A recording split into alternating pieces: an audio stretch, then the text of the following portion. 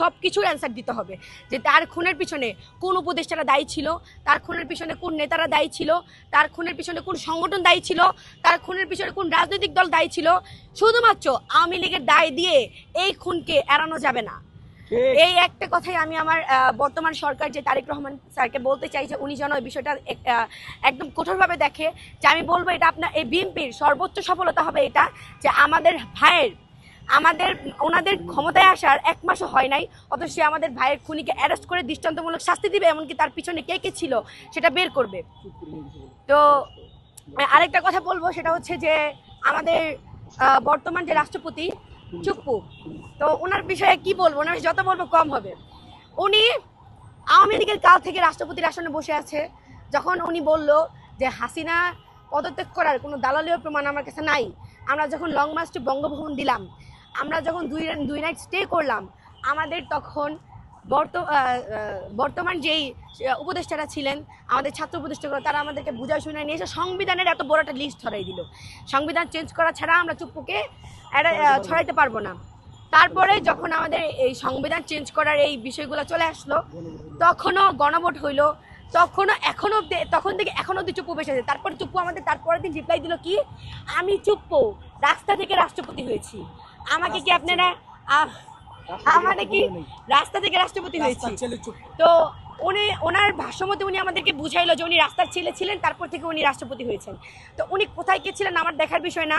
উনি যখন আমাদেরকে এই কথাটা বলছে যে হাসিনা পদত্যাগ করার কোনো দালালীয় প্রমাণ আমার কাছে নাই, তখনই আমরা বুঝে গেছি যে উনি কিভাবে অতপ্রতভাবে জড়িত এই গণ অভ্যুত্থানের হত্যাকাণ্ডের পিছনে। তো যাই হোক, কথা হচ্ছে কি, যে আমরা যখন দেখি যেই যখন ক্ষমতা থাকে, সবাই ম্যাক্সিমাম মানে কি বলে নেতা সবাই সেই সরকারের পাচাটে।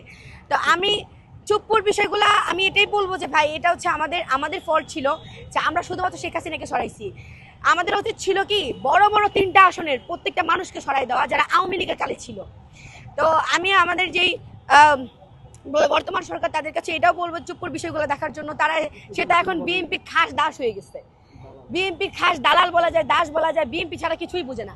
জাইমা রহমানকে দেখে 3বার সালাম দেয়। সে একটা কনফারেন্সে জাইমা রহমানকে দেখে 3বার সালাম দেয়। তো যাই হোক, এটা হচ্ছে